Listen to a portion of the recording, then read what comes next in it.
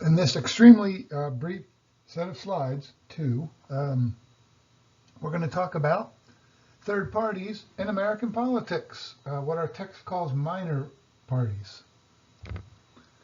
There's an interesting history there and an interesting role that they play in our current party system and our politics.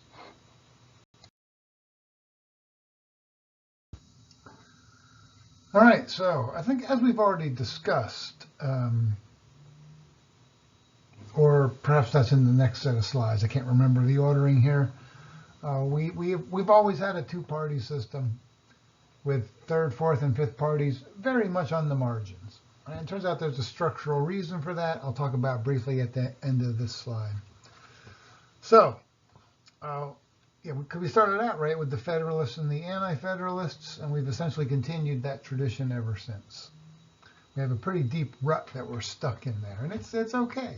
It's okay. I would say most democracies have a multi-party system. We have a two-party system. Either one works. Either one can work. All right. And the two-party system, it fits our culture, it fits our traditions, it fits our history. So I think it's fine.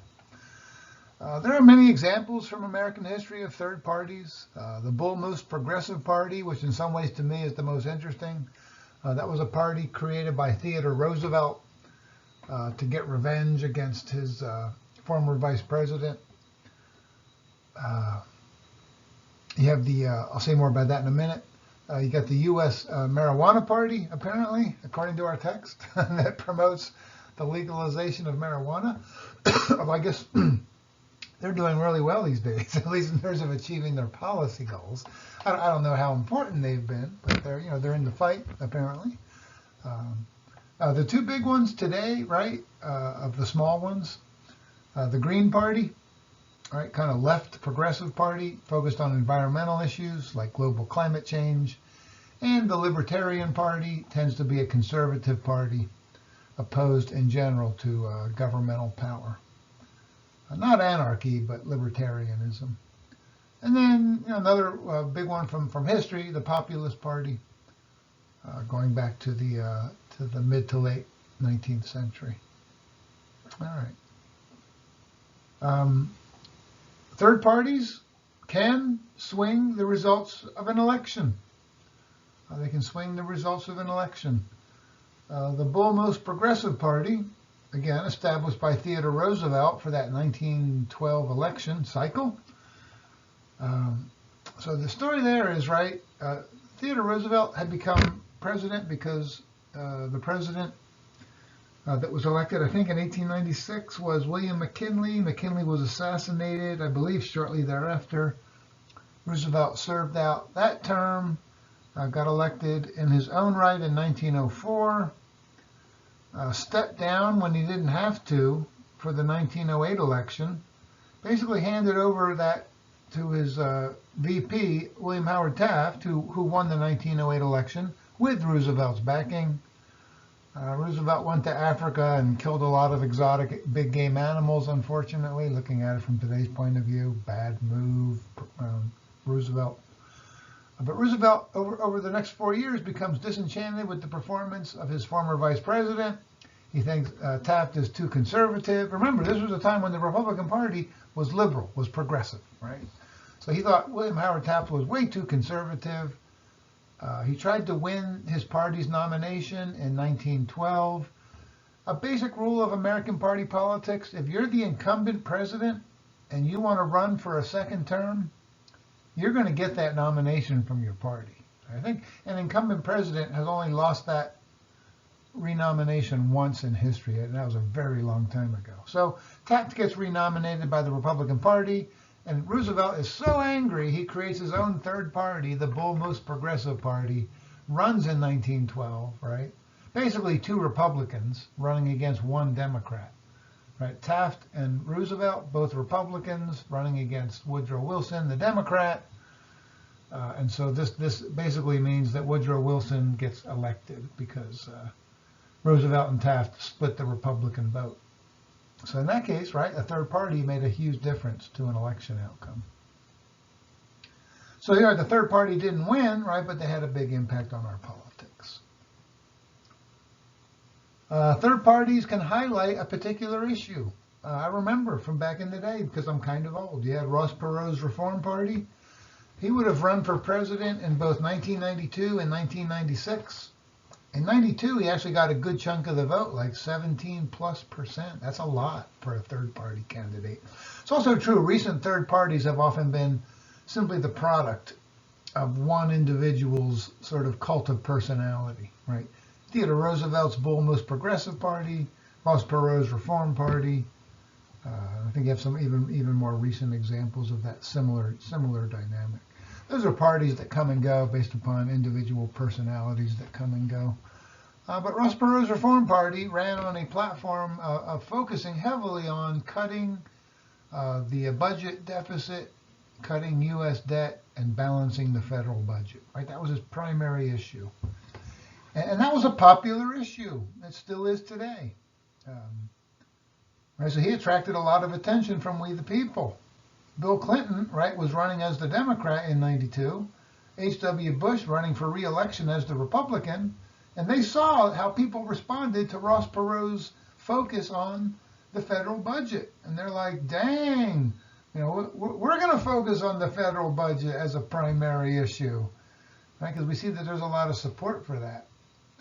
So obviously, right, Ross Perot did not win that election. Bill Clinton did. But as a result, right, Bill Clinton and H.W. Bush made that a primary focus of their campaigns and Bill Clinton's governing. Now, the last time we balanced our federal budget was under Bill Clinton, and I think that was after he was reelected in '96, and that was when Republicans, I believe, controlled both houses of Congress. And under that array of political forces, and with that focus on the federal budget, driven by Ross Perot's candidacy in both '92 and '96, that's the last time we had a balanced federal budget. So you give Ross Perot some credit for that. He did really well in '92. He did far less well in '96, but was still able to shift some attention to that particular issue. So again, right, the third party didn't win, but it had an impact on our politics. Third parties can also play a spoiler role. This one's a little ambiguous and nebulous and hard to determine for sure. Pretty speculative, in short. Ralph Nader ran as a, what was the name of his party? I don't even remember. We'll just call it the Nader Party. He ran as a third-party candidate in 2000. Patrick Buchanan had run as a very conservative third-party candidate in 2000. So Nader was more to the left, Buchanan more to the right. And in Florida, right, we know that election is what was going to decide the Electoral College. And W. Bush ended up winning by 500 votes over Al Gore. And now it turns out Ralph Nader got, I believe, tens of thousands of votes. Patrick Buchanan got some votes as well, but not nearly as many as Ralph Nader. Ralph Nader was far more popular than Patrick Buchanan. Buchanan was kind of a hot mess. Look it up on Google. Right, and some say, wow, the Nader voters were left progressives who didn't think Gore was progressive enough. Perhaps, and it's speculative, perhaps if Nader had not run in 2000 in Florida, Gore would have gotten those Nader votes instead, and he would have easily defeated W. Bush. He would have been our president. History plays out differently. That's a maybe. That's a big maybe. And I know right now the Democrats are very concerned about 2024. You have a no labels movement afoot that is considering, I believe, running a ticket of a moderate to conservative Democrat and a moderate Republican, president, vice president, as a third-party candidate. Right now they're saying maybe Joe Manchin would be the presidential candidate. He's a conservative Democrat from West Virginia. And you've got, I forget who the moderate Republican would be. Maybe John Danforth from Missouri, I think.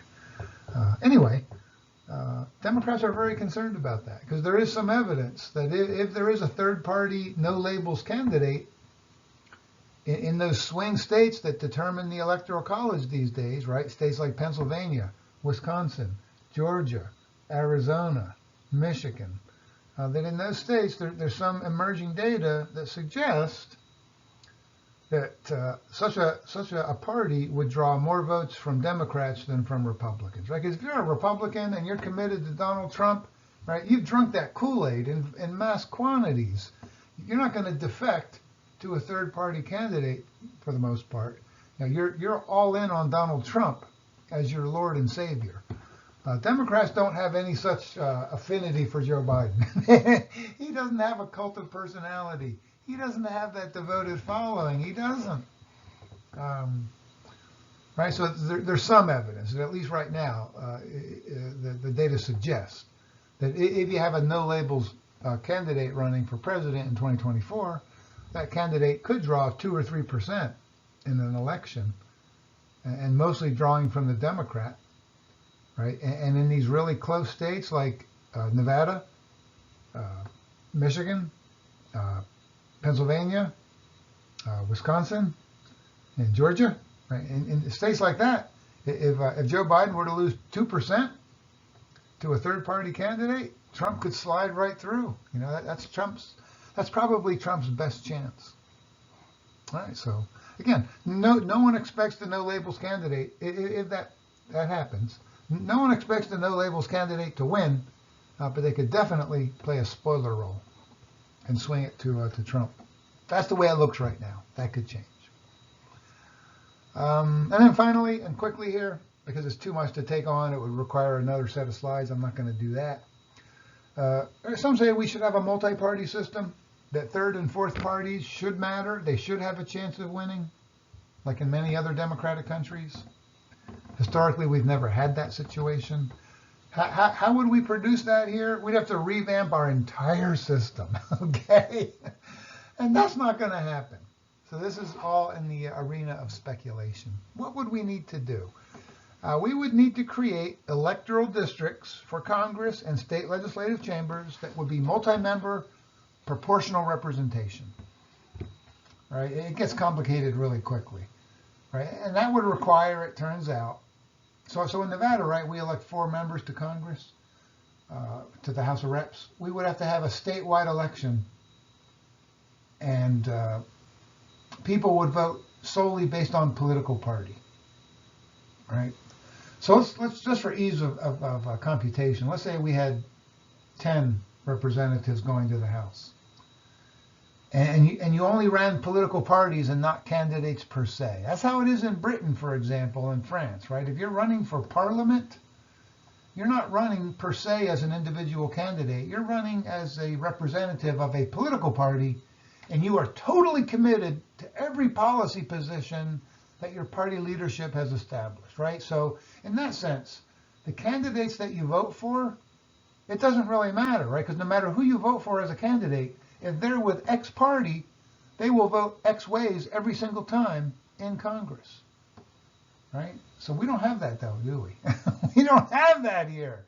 That's what you would need, right? So then in Nevada, we would vote based solely on political party label. So let's say hypothetically, the Democratic Party for Congress got 40% of the votes here in Nevada. The Republican Party got 40% of the votes. The Green Party got 10%. And the Libertarian Party got 10%, right? So in that party-based voting scheme, multi-member proportional representation, who would we be sending to the House of Reps here from Nevada? We'd be sending 4 Democrats, 4 Republicans, 1 Green Party member, and 1 Libertarian, right? Proportional, multi-member. But again, we'd have to revamp our entire system, our entire party system, and that's not going to happen. That's what it would take, right? Then third parties would have a chance of getting representation in legislative bodies, right? And from there you could build support, and maybe build enough support to even make a run for the presidency or for the governorship of a state, right? But you'd build from there. But that's where you'd need to start, and that would require restructuring our entire political system. So not in the cards, and I think that's okay. That's okay. I mean, I think multi-member proportional rep is a good way to go, but our approach is also fine. Single member, winner take all, where the candidate does matter because the candidate doesn't necessarily follow the party line. Right? We have conservative Democrats like Joe Manchin in the Senate, who often does not vote with Democratic Party leadership. That's fine the way we do it here in America. Right? You have some Republicans who don't always vote with party leadership in both the Senate and the House. You can do that in American politics. You can still be a member of the party and defy leadership. Okay, in a country like Great Britain, you really can't do that. If you're a member of the Labour Party, you got to follow the line laid out by party leadership, or you're thrown out of the party. Right? The individual doesn't matter as much there; the party matters. Here, I think the individual matters about as much as the party. So we have a very different system.